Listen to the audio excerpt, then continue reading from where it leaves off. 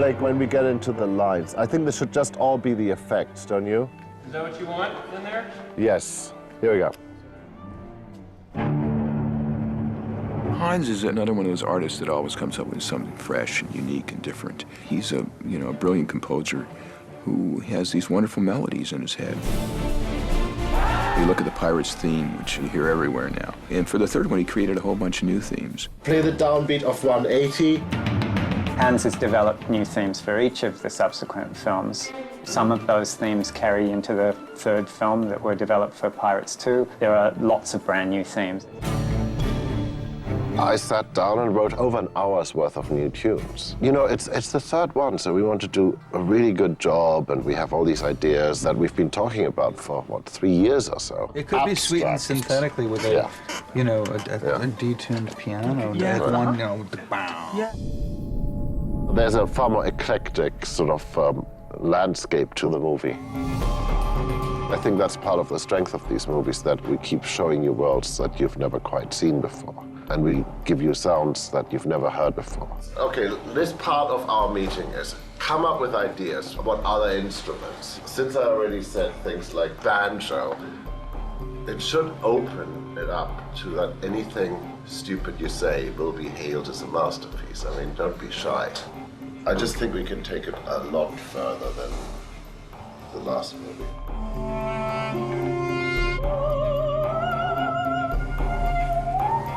On this one, I'm far more active with using instruments that aren't part of the orchestra. So it does feel more like a journey, like you're truly going to the end of the world and beyond.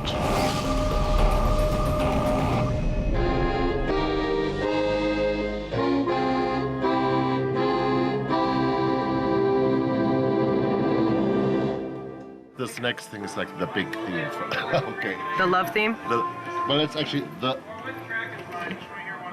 It is the theme of the whole movie. So, a world premiere, as it were. One of the things I think which is different in this movie, that we found a theme that binds the movie together, that takes you on this journey.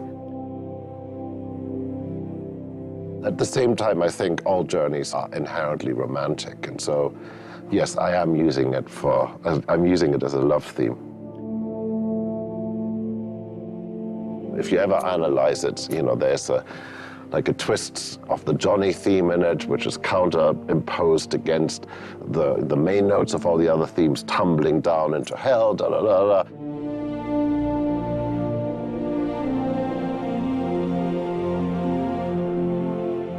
By the time I put this in front of the orchestra, all I'm worried about is that it's unplayable, or it'll sound like nothing that I imagined in my head. And so it's really them that remind me, after they've done a take where I was just holding my breath, hoping my heart won't stop, hope there weren't any horrible accidents going to happen out there, that I can hear them having enjoyed it. I can go, oh, okay, I've written something that they actually can get their teeth into, and it elevates it straight away because they can find some sort of an emotional connection with it.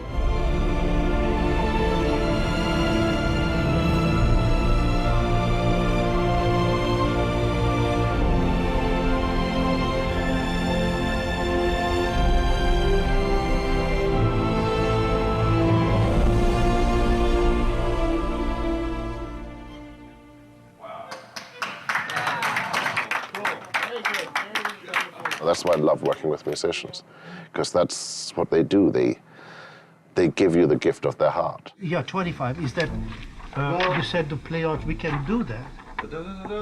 Da, da, da, da. You could just let it sing more, the whole thing.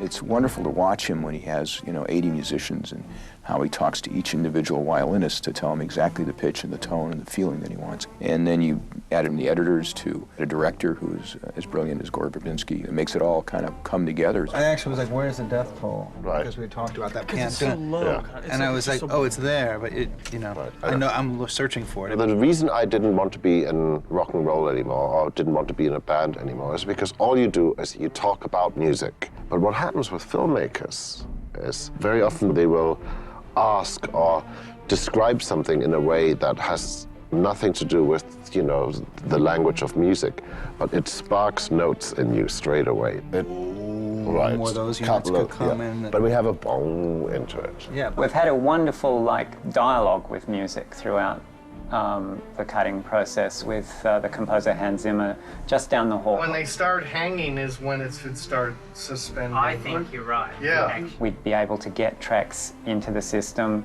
talk about them, have meetings. He'd make adjustments and we'd get adjusted versions. It really helps to kind of pre-visualize how, you know, The finished film will be. Right, where we're going with it. It depends on the background play, but it seems like we could take a tail trim on the end of that shot.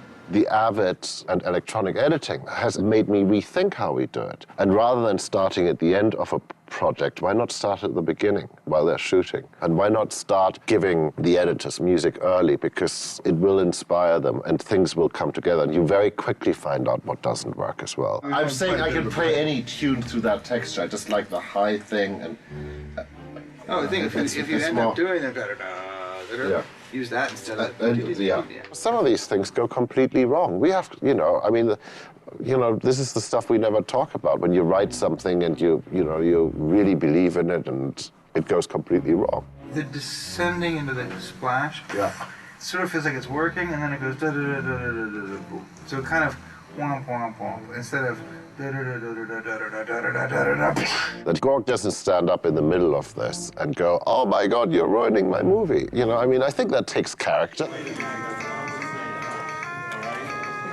I met Gore when he was doing Mouse Hunt, and we did Weatherman together, Pirates 2. This is the Zimmer process. We have everybody in the room waiting. That's fine. And he's writing on the Casio. What do you think about this for Jack? No, I think it's good. Let's get It it. really isn't a shorthand with Gore because he's a stickler for detail. All that happens is then I try to outdo him with detail. I try to go even crazier on my orchestration, or, you know, I try to find a musician in Mongolia that he guaranteed hasn't heard of, or something like that.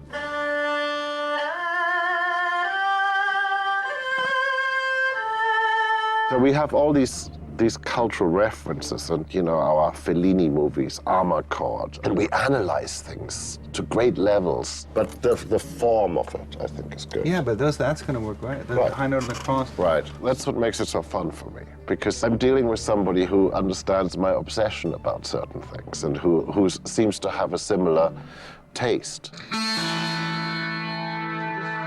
We're just about to record Gore Verbinski playing the guitar. Why is he playing the guitar? Number one, because the part was written for him. Number two, because he can. Number three, because it's probably going to save the movie. And number four, because we're getting a little low on budget.